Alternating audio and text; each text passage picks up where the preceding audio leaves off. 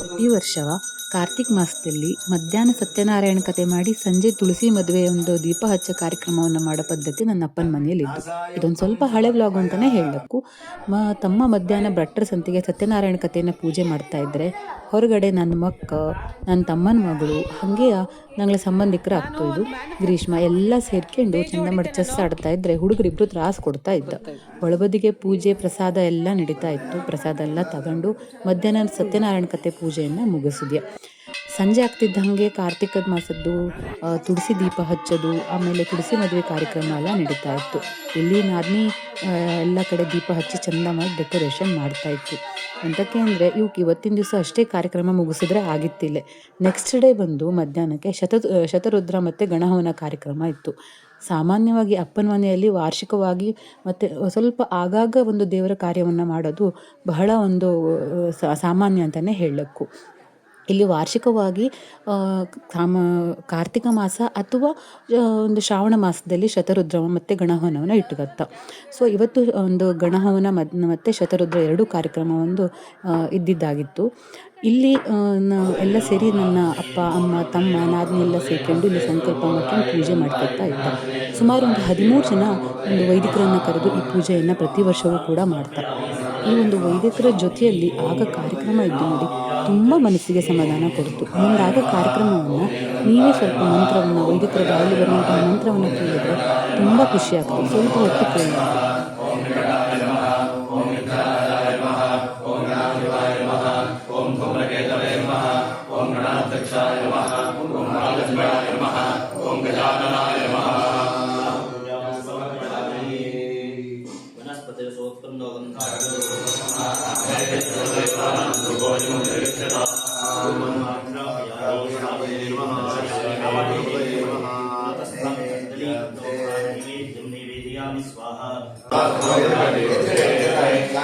ಹೊರಗಡೆ ಕೂತ್ಕೊಂಡು ಗಣಹವನ ಕಾರ್ಯಕ್ರಮವನ್ನು ತಮ್ಮ ಮತ್ತು ನಾದಿನಿ ನಡೆಸ್ಕೊಡ್ತಾ ಇದ್ರೆ, ಒಳಗಡೆ ಶತರುದ್ರದ ಕಾರ್ಯಕ್ರಮವನ್ನು ಅಪ್ಪ ಮತ್ತು ಅಮ್ಮ ನಡೆಸ್ಕೊಡ್ತಾ ಇದ್ದ.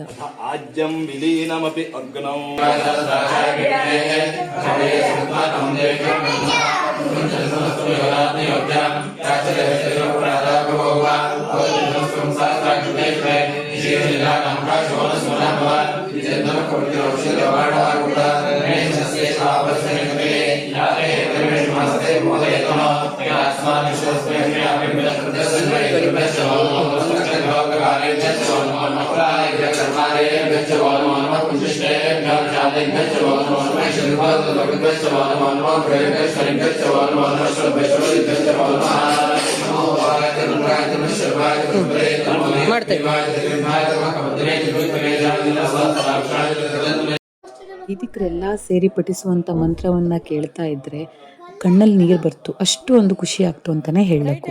ಇಲ್ಲಿ ಮಕ್ಕಳೆಲ್ಲ ಸೇರ್ಕೊಂಡು ಆಚೆ ಕಡೆ ತಿಂತ ಹಂಗೆ ಸ್ವಲ್ಪ ಮಜಾ ಮಾಡ್ಕೊಂಡು ಕುತ್ಕಂಜ. ಇವರು ನನ್ನ ಅಜ್ಜಿ, ಅಪ್ಪನ ಅಮ್ಮ. ಇವರಿಗೊಂದು 92 ವರ್ಷ. ಈ ಥರ ಒಂದು ವಯಸ್ಸಾದ ಒಂದು ಹಿರಿಯ ಮನುಷ್ಯರ ಇದ್ಬಿಟ್ರೆ ಆ ಮನೆ ಕಳೆನೇ ಬೇರೆ ಅಂತಾನೆ ಹೇಳಬೇಕು. ಎಲ್ಲಕ್ಕೂ ಒಂಥರ ಹಬ್ಬ ಆದರೆ ಮಕ್ಕಳಿಗೆ ಮಾತ್ರ ಚಾಕ್ಲೇಟು ಬಿಸ್ಕಿಟಿನ ಹಬ್ಬ. ಫಂಕ್ಷನ್ನಲ್ಲಿ ಬಂದವೆಲ್ಲರೂ ಕೂಡ ಒಂದೊಂದಷ್ಟು ಚಾಕ್ಲೇಟು ಬಿಸ್ಕಿಟು ತಂದು ಕೊಟ್ಟ ಅವತ್ತು ಇಡೀ ದಿವಸ ಅದರಲ್ಲೇ ಕುತ್ಕೊಂಡ ಹೇಳಕ್ಕು. ಒಂದಾದ್ಮೇಲೆ ಒಂದು ಚಾಕ್ಲೇಟು ಬಿಸ್ಕಿಟು ಕಂಟಿನ್ಯೂಸ್ ಆಗಿ ತಿನ್ಕತಾ ಇದ್ದ. ನನ್ನ ಅಕ್ಕ ಬೆಂಗಳೂರಿಂದ ಫೋನ್ ಮಾಡಿತ್ತು. ಅಕ್ಕ ಈ ಕಾರ್ಯಕ್ರಮಕ್ಕೆ ಬಪ್ಪಲಾಗಿತ್ತಿಲ್ಲ, ಹಾಗಾಗಿ ಕಾರ್ಯಕ್ರಮದ ಬಗ್ಗೆ ವಿಚಾರಿಸಲ್ಲ ಹೇಳಿ ಫೋನ್ ಮಾಡಿತ್ತು. ಇಲ್ಲಿ ಇಬ್ಬರೂ ಕೂಡ ಫೋನಲ್ಲಿ ನಾ ಮಾತಾಡ್ತಾ ಹೇಳಿ ಹೊಡೆದಾಟ ಮಾಡ್ತಾ ಇದ್ದ.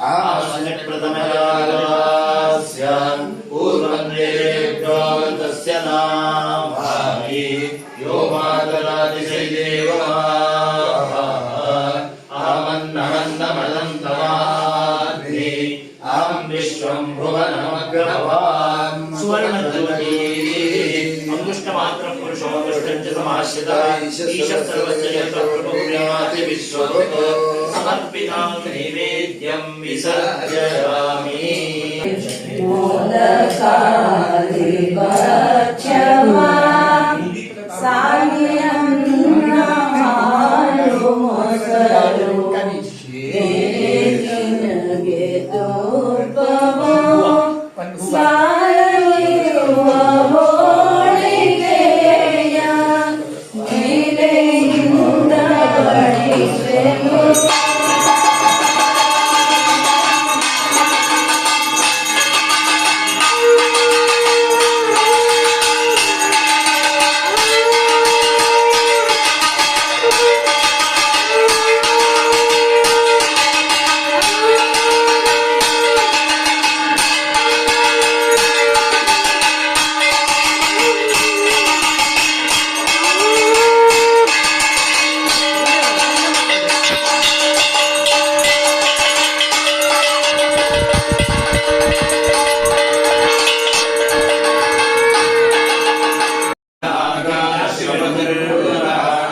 सुमङ्गल्यं सततं दीर्घमायुः सविता पश्चात् सविता पुरस्तात् सवितोत्तरात् सविता नमोऽस्तु पुरुषो मे रुद्रस्वन्महो नमो नमः ಅಷ್ಟುದ್ಗತಗ ಬಾ ಮಗ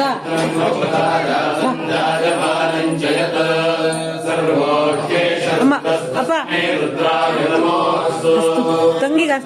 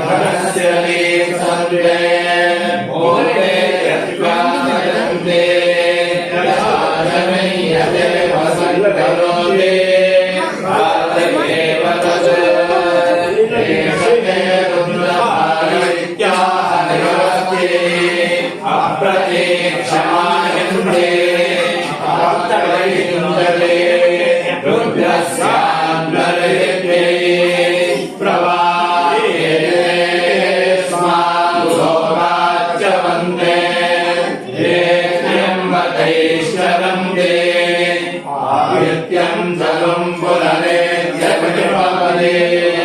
इयं वा अतिथिः अस्यामेव प्रतिष्ठन्ति भवति शताक्षरः शतायुः पुरुषः शतेन्द्रियः आयुष्येवेन्द्रिये प्रतिष्ठति आयुर्वै हिरण्यम् आयुष्यायेवैनमभ्यदक्षरन्ते तेजो वै हिरण्यम् तेजस्यायेवैनमभ्यदक्षरन्ते वज्रो वै हिरण्यम् वज्रस्यायेवैनमभ्यदक्षरन्ते महान्तमुदमानो अर्धकम् मानमुक्षन्तमुदमानमुक्षितम् मानो वदे विवरम् मोदमातरम् प्रियामानस्तनवो रुद्रवीर्षकरम् मे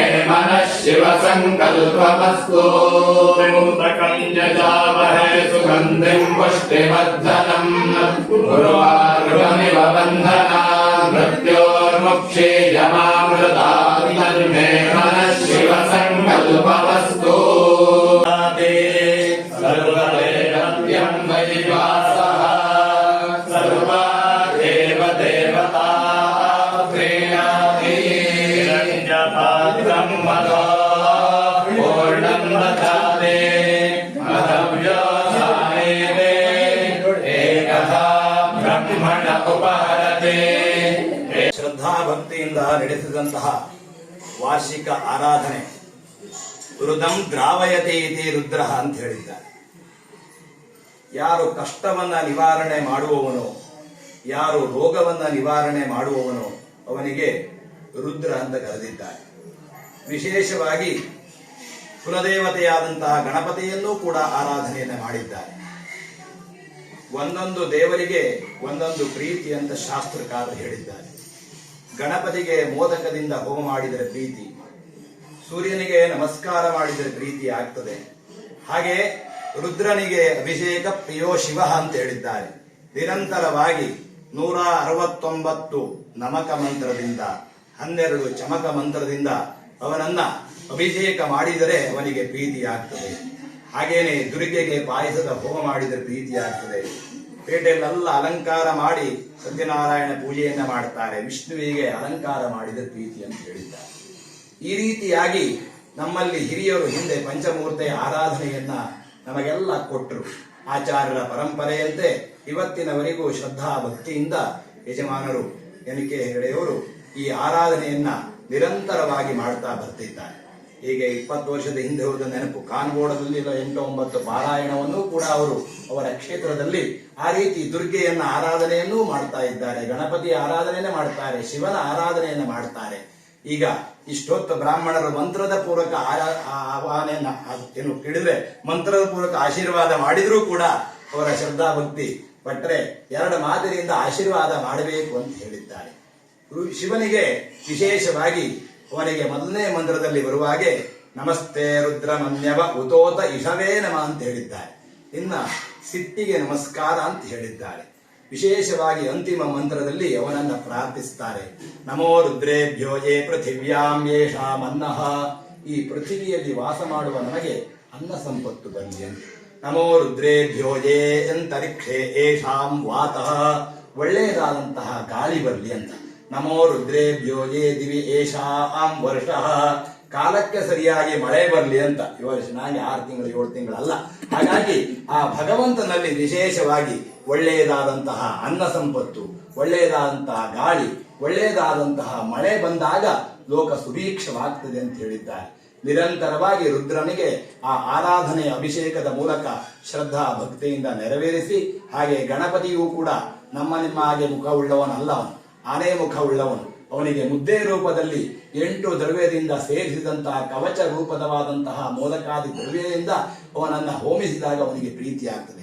ಮಾಡಿದಂತಹ ಆ ಆರಾಧನೆಯಿಂದ, ಹಾಗೆ ಗಣಪತಿ ಹೋಮದಿಂದ, ಮಾಡಿದಂತಹ ರುದ್ರ ಆರಾಧನೆಯಿಂದ ಆ ಕುಲದೇವರಾದ ಗಣಪತಿ, ಹಾಗೆ ಆರಾಧ್ಯ ದೇವರಾದಂತಹ ಶಿವಶಕ್ತಿಯಾಯುಕ್ತೋ ಅನ್ನುವಂತೆ ಭಗವಂತನಾದಂತಹ ಪ್ರಸನ್ನೆ ಪಾರ್ವತೀನಾಥೆ ಕಿಮಸಾಧ್ಯಂ ಶರೀರಿಣ ಅಂತ ಹೇಳಿದ್ದಾರೆ.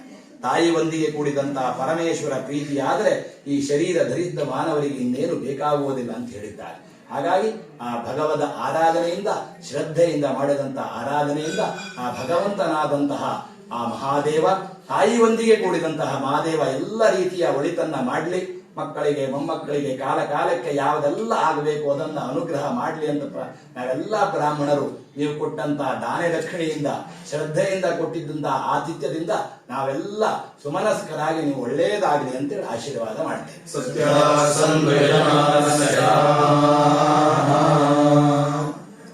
ಸ್ಮಿತ ಪ್ರಸರ ವಂದಿತ ಲೋಕ ವೃಂದಂ ವಂದೇ ದಿನೇಂದ್ರ ಕುಲನಂದನ ರಾಮಚಂದ್ರಂ ನಮಃ ಪಾರ್ವತೀ ಪತಯೇ. ಸೂತಾರೆ ವಿಷಮ ವಿಷಜಾರಣ್ಯ ಶರಣವು ಮಮ ಭ್ರಾಮಂ ಭ್ರಾಮಂ ವಿಗದಿತ ವಿರಾಮಂ ಜಡಮತೇಗೆ ಪರಿಶ್ರಾಂತ ಸ್ಯಾಯಂ ತರಣಿತನಯಾತೀರಮಿನಜಃ ಸಮಂತಾತ್ತಂತಾಪಂ ಹರನವತಮಾಲಸ್ತಿರಜತು ನಮಃ ಪಾರ್ವತೇ ಪತಯೇ. ವೈದಿಕರೆಲ್ಲ ಸೇರಿ ಮಂತ್ರ ಪಠಣೆಯನ್ನು ಮಾಡಿ, ಆಶೀರ್ವಚನೆಯನ್ನು ಮಾಡಿ, ಈ ತೀರ್ಥ ಪ್ರೋಕ್ಷಣ್ಯ ಅಥವಾ ಅವರ ಒಂದು ಗ್ರಂಥ ಇದನ್ನೆಲ್ಲ ಕೇಳ್ತಾ ಇದ್ರೆ ಮನಸ್ಸಿಗೆ ತುಂಬ ಒಂದು ಸಮಾಧಾನ ಕೊಡ್ತು ಅಂತಲೇ ಹೇಳಬೇಕು. ಈ ಥರ ಒಂದು ದೇವತಾ ಕಾರ್ಯಗಳು ವಾರ್ಷಿಕವಾಗಿ ಆಗ್ತಾ ಇದ್ದರೆ ಆ ಮನೆಯಲ್ಲೂ ಕೂಡ ಒಂದು ಸಮಾಧಾನ, ನೆಮ್ಮದಿಗಳು ಸರ್ವೇ ಸಾಮಾನ್ಯವಾಗಿ ನೆಲೆಸ್ತು ಅಂತಲೇ ಹೇಳಬೇಕು. ನನ್ನ ಒಂದು ಅನಿಸಿಕೆಯನ್ನು ನಾನು ಹೇಳಲೇ ಇಷ್ಟಪಡ್ತೆ. ಏನಂದರೆ, ನಾವೆಲ್ಲರೂ ಕೂಡ ಎಷ್ಟೋ ಸಲ ಬೇಡದ್ದೇ ಹೋಗಿರುವಂತಹ ಎಷ್ಟೋ ಒಂದು ಖರ್ಚುಗಳನ್ನು ಮಾಡ್ತಾ, ಆದರೆ ಪ್ರತಿ ಸಲ ಖರ್ಚು ಮಾಡೋಕ್ಕಾದ್ರೂ ನಾವು ಅದರ ಲೆಕ್ಕ ಹಿಡಿತೀವಿಲ್ಲ. ಎಷ್ಟೋ ಸಲ ಎಲ್ಲೋ ಒಂದು ಬೇಡದೇ ಒಂದು ಕಡೆ ಹೊರಗಡೆ ತಿಂಡಿ ತಿನ್ನೋದ್ರಿಂದ ಹಿಡಿದು ಅನಾವಶ್ಯಕವಾದ ಖರ್ಚುಗಳನ್ನು ಎಷ್ಟೋ ಮಾಡ್ತಾ, ಆವಾಗ ನಮಗೆ ಮನಸ್ಸಿಗೆ ಬರದೇ ಹೋಗುವಂತಹ ಒಂದು ಲೆಕ್ಕಾಚಾರ ವೈದಿಕರಿಗೆ ಕೊಡಬೇಕಾದ್ರೆ ಆ ಒಂದು ಖರ್ಚಿನ ಒಂದು ಲೆಕ್ಕಾಚಾರವನ್ನು ನಡೀತು. ಅಯ್ಯೋ, ವೈದಿಕರು ಅಷ್ಟು ತಗೋಬಿಟ್ಟು ಆಲೋಚನೆ ಮಾಡುವಂಥದ್ದು ತುಂಬ ಕಡೆ ಇದ್ದು ಅಂತಲೇ ಹೇಳಬೇಕು. ವೈದಿಕರಿಗೆ ಖುಷಿಯಿಂದ ನಿಂಗೆ ಅವ್ರು ಹೇಳಿದಂತಹ ದಕ್ಷಿಣೆಯನ್ನು ನೀವು ಖುಷಿಯಿಂದ ಆ ದಕ್ಷಿಣೆಯನ್ನು ಕೊಟ್ಟು ನಮಸ್ಕರಿಸಿದರೆ, ಅವು ಖುಷಿಯಿಂದ ಆಶೀರ್ವಾದ ಮಾಡಿದ್ರೆ ಆ ಮಾಡಿದಂತಹ ಆಶೀರ್ವಾದ ತುಂಬ ಒಳ್ಳೆಯ ರೀತಿಯಲ್ಲಿ ಪ್ರಭಾವ ಬೀರ್ತು ಹೇಳಿ ನಾನು ನಂಬುತ್ತೆ.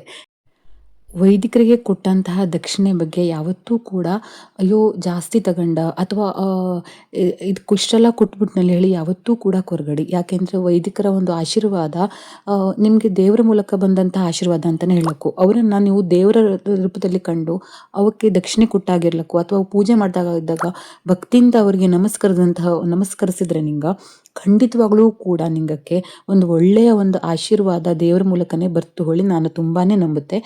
ಇದು ಎಲ್ಲರ ಅನಿಸಿಕೆಗಳು ಇದೇ ಥರ ಆಗಿರೋಗಳಿಲ್ಲ. ಇದು ನನ್ನದೊಂದು ಸಣ್ಣ ಅನಿಸಿಕೆ ಅಂತಲೇ ಹೇಳಬೇಕು. ಇದು ವ್ಲಾಗು ತುಂಬಾ ದೊಡ್ಡದಾಗಿತ್ತು. ಇಷ್ಟ ಆಯ್ತು ಹೇಳಾದರೆ ಈ ವ್ಲಾಗನ್ನು ನೋಡಿ ಲೈಕ್ ಮಾಡಿ, ಆದಷ್ಟು ನನ್ನ ಒಂದು ಚಾನಲ್ಗೆ ಸಪೋರ್ಟ್ ಮಾಡಿ ಅಂತ ಕೇಳ್ಕೊಳ್ತೀನಿ. ತುಂಬಾ ಧನ್ಯವಾದ.